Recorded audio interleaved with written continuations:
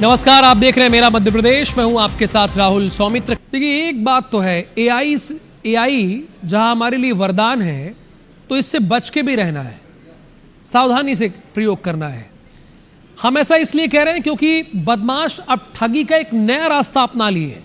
जैसे हम अच्छे कामों के लिए एआई का इस्तेमाल कर रहे हैं, वैसे वो एआई का इस्तेमाल गलत तरीकों के लिए कर रहे हैं। अभी जो हमने पीछे वॉल दिखाई थी वो भी एआई से ही बनी थी ना। बदमाश अपनी फोटो वीडियो का ऐसा इस्तेमाल करेंगे कि जिसे आप सोच भी नहीं सकते हैं। ऐसा ही मामला एक खंडवा में आया है। यहां एक महिला को एआई फोटो के जरिए ब्लैकमेल करके 50,000 रुपए ठग लिए गए। 50,000 रुपए ठगे गए। आरोपी ने तस्वीरों को एडिट करके महिला को भतीजे के साथ दिखाया और वायरल करने की धमकी देकर पैसे मांगे, जिस पर युवक ने ठगी की और महिला उसे जानती भी नहीं थी। यानी जिस युवक ने ठगी की उसे महिला नहीं जानती थी कि कौन है वो। असल में महिला ने इंस्टाग्राम पर कुछ फोटो अपलोड किए थे। उसके आधार पर किसी अज्ञात व्यक्ति ने एआई से फोटो एडिट करके उसे अश्लील बना दी और वायरल करने की धमकी देकर 50,000 रुपए की ठगी कर ली।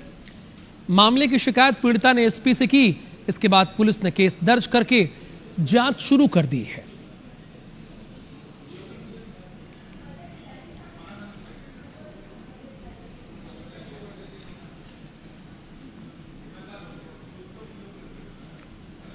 ग्वालियर में ठगी का एक नया ट्रेंड शुरू हो गया है। मध्य प्रदेश में कक्षा 10वीं और 12वीं की बोर्ड परीक्षाएं नजदीक आते ही साइबर ठग सक्रिय हो गए हैं। 10वीं और 12वीं पेपर लीक होने की मोबाइल पर लिंक भेजी जा रही है। 10वीं और 12वीं की पेपर लीक हो गया, ऐसी लिंक आ रही है। एपीके फाइल भेजकर खाते से पैसे निकाल रहे हैं। ग्वालियर, भोपाल, इंदौर समेत कई जिलों में ठग के सोशल मीडिया के मैसेजिंग एप्स के जरिए छात्र छात्राओं के साथ अभिभावकों को निशाना बनाकर ठग रहे हैं। पुलिस और शिक्षा विभाग ने यह बहुत ही स्पष्ट कर दिया है कि टेलीग्राम पर चल रहे ये सभी ग्रुप फर्जी हैं। इनसे किसी भी तरह का प्रश्न पत्र डाउनलोड ना करें और ना ही इनके झांसे में आए। संदिग्ध पेपर या मैसेज मिलने पर नजदीकी पुलिस स्टेशन या साइबर क्राइम पुलिस से संपर्क करें और इसकी शिकायत करें। कृपया मेरा निवेदन यही है कि आप लोग इस तरीके की किसी भी एपी को फाइल्स को ना खोलें। ऐसे ग्रुप्स को आप एग्जिट कर दें और ऐसी फाइल्स को आप डिलीट कर दें, जिससे कि आपके साथ किसी प्रकार का साइबर फ्रॉड ना हो पाए। खास तौर पर पेपर के नाम से, पेपर इंग्लिश, संस्कृत, हिंदी ऐसे करके आपको लीक के नाम से कुछ पैसे भी मांगेंगे। ऐसे लालच में आप लोग ना आए। मध्य प्रदेश में लगातार ऐसी घटनाएं सामने आ रही हैं जिसमें नाबालिग बच्चियों को दरिंदगी का शिकार बनाया जा रहा है। इंदौर में मंगलवार को जब एक पीड़िता ने अपनी दास्तान सुनाई तो इंसानियत से भरोसा और विश्वास तार-तार हो गया। इंदौर में एक रैपिडो चालक ने इंसानियत को शर्मसार कर दिया है। जिस नाबालिग ने रैपिडो बुक कराई थी उसी के साथ रैपिडो चालक ने दुष्कर्म की वारदात को अंजाम दिया। देखिए, उसने रैपिडो बुक की एक जगह से दूसरी जगह जाने के लिए, और ये जो शख्स दिख रहा है इसने दुष्कर्म किया। लेकिन यहां देखिए गलती क्या हुई, एक बात ध्यान देना है, जब जहां पर गलती हो, अगर आपको भी कहीं आने जाने के लिए रैपिडो बुक करते हैं तो जरा सावधान हो जाएं। अगर आप बुक कर रहे हैं तो इसके पीछे वजह क्या मैं बता रहा हूं। आज के समय में रैपिडो से सफर करना कितना आम लगता है, लेकिन इस नाबालिग के साथ जो हुआ उसने इसकी कल्पना तक नहीं की। असल में पीड़िता ने शॉपिंग के लिए राजवाड़ा तक रैपिडो बुक कराई थी। ठीक है कि राजवाड़ा तक मुझे बुक कराई उसने। आरोपी ने राइड के दौरान नाबालिग को अपनी बातों में उलझाया। तो ये यही नहीं आना है ना। अगर रैपिडो चालक या कोई भी चालक हो, अगर वो आपको अपनी बातों में उलझा रहा है तो क्यों आप बातों में आइए। आप बोलिए भैया आप जिस जगह पे हमको जाना है वहां छोड़ दीजिए, आना ही नहीं है बात में।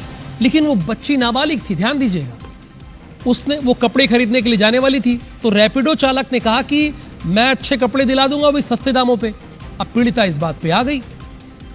आरोपी नाबालिग को राजवाड़ा से नेहरू नगर स्थित अपने घर ले गया। अब इसमें रैपिडो की क्या गलती है?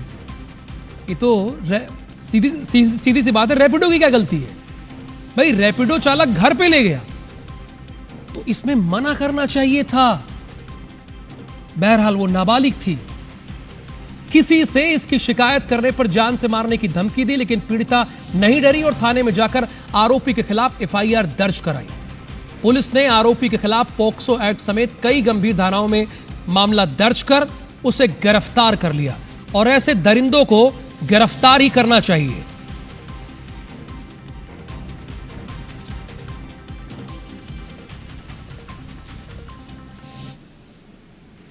शहडोल जिले के धनपुरी से हत्या का एक सनसनीखेज मामला सामने आया है। यहां एक युवक ने प्रेमिका को पाने के लिए उसके 7 साल के मासूम बेटे की गला घोंटकर हत्या कर दी। ये कौन सा प्रेम है जिसमें किसी की हत्या की जा रही है? बहरहाल ये हमारे समाज में हो रहा है। शव को बंद पड़ी कोयला खदान में फेंक दिया। मामला धनपुरी थाना क्षेत्र का है। असल में आरोपी मोहसिन खान का झिल्ली दफाई क्षेत्र में मजदूरी करने वाली महिला से प्रेम प्रसंग था। आरोपी नंदिनी के साथ रहना चाहता था, लेकिन उसके 2 बेटे, 2 छोटे बच्चे इस रिश्ते में बाधा बन रहे थे। इसी सनक में मोहसिन ने बच्चों को खत्म करने की साजिश रची और पहले 7 वर्षीय बेटे को निशाना बनाया। आरोपी मासूम को बहला फुसला कर अपने साथ ले गया और हत्या कर दी। बच्चे का शव 2 दिन पहले ही संदिग्ध हालत में मिला था। पुलिस ने जांच के बाद आरोपी को गिरफ्तार कर लिया। पूछताछ में आरोपी ने अपना जुर्म कबूल कर लिया। फिलहाल पुलिस पूरे मामले की बारीकी से जांच पड़ताल कर रही है। बच्चे की बॉडी रिकवर हुई, जिसके पीएम कराने पे ये पता चला कि उसके साथ गला दबाने से उसकी मृत्यु की गई। बाद में उसे पानी में फेंका गया है। पुलिस की टीम लगी और आरोपी मोहसिन को गिरफ्तार किया गया, जो कि इस हत्या में दोषी था। कि जो आरोपी है उसका मृतक की मां से बातचीत थी, संबंध थे, जिस पर से उन्होंने बातचीत जब बंद किया तो फिर इसने आवेश में आकर इस बच्चे के साथ इस तरह की घटना घटित की। ग्राम पंचायत की अगर बात करें तो यहां पे महिला सरपंच की दबंगई देखने को मिली है। गांव की समस्या को लेकर युवक से मारपीट की है। ये युवक जो है गांव की समस्या को लेकर पहुंचा था। ये ग्राम पंचायत दिखठान की खबर है। मारपीट का वीडियो अब सोशल मीडिया पर भी वायरल हो रहा है। घटना के बाद ग्रामीणों में आक्रोश है। महिला सरपंच पर कार्रवाई की मांग की जा रही। भाई, इसमें लोगों का कहना है कि वो तो युवक अपनी शिकायत लेकर पहुंचा था, और अगर आप जनप्रतिनिधि हैं तो जनता की शिकायत को सुनना ये आपका पहला दायित्व है।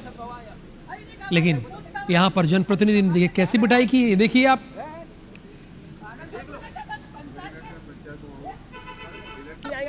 पंचायत में हम नहीं आएगा कहीं। पंचायत में नहीं आएंगे। हाँ, मारो। रीवा में स्टंटबाजों पर पुलिस ने कार्रवाई की है। चालानी कार्रवाई के साथ केस दर्ज किया है। बाइक से स्टंटबाजी का वीडियो वायरल हो रहा है। ये अब आपको दिखा रहे हैं।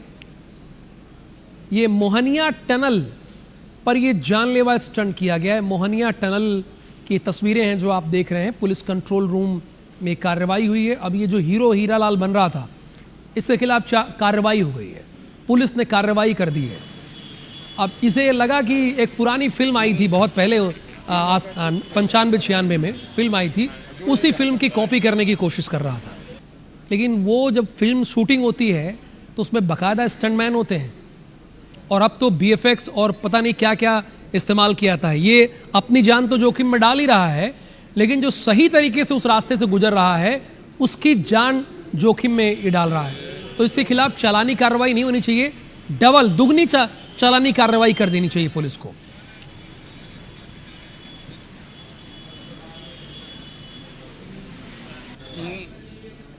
कांग्रेस ने फिर भोपाल में गोकशी का विरोध किया है।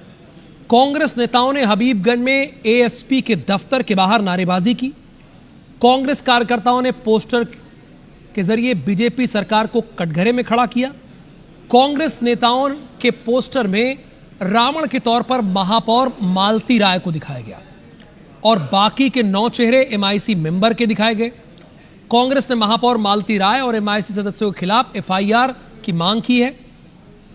भोपाल नगर निगम के स्लॉटर हाउस में सैकड़ों गायों का कत्ल हुआ, जिसमें अभी सिर्फ एक आरोपी असलम चमड़ा की गिरफ्तारी हुई है। के गांव का मात मिला है, लेकिन लोग चूड़ियां पहन के घर में बैठे और पुलिस रफा-दफा करने का प्रयास न कर सके।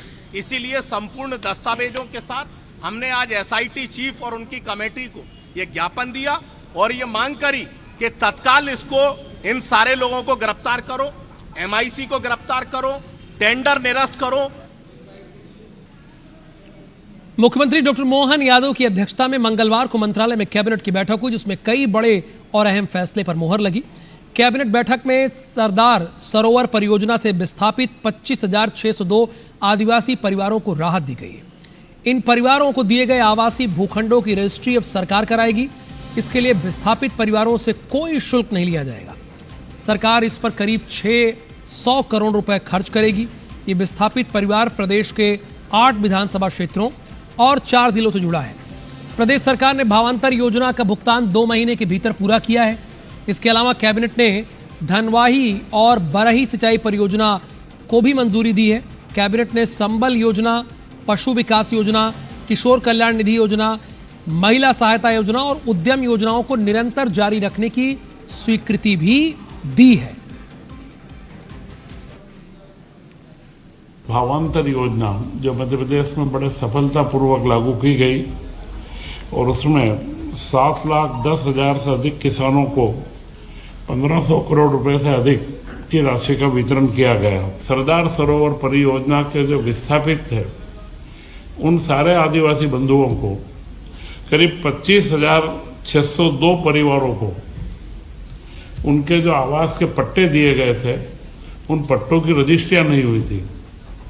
उनकी रजिस्ट्रियां मुफ्त में करने का, उसकी कोई राशि नहीं लगेगी, राज्य सरकार उसका भुगतान करेगी।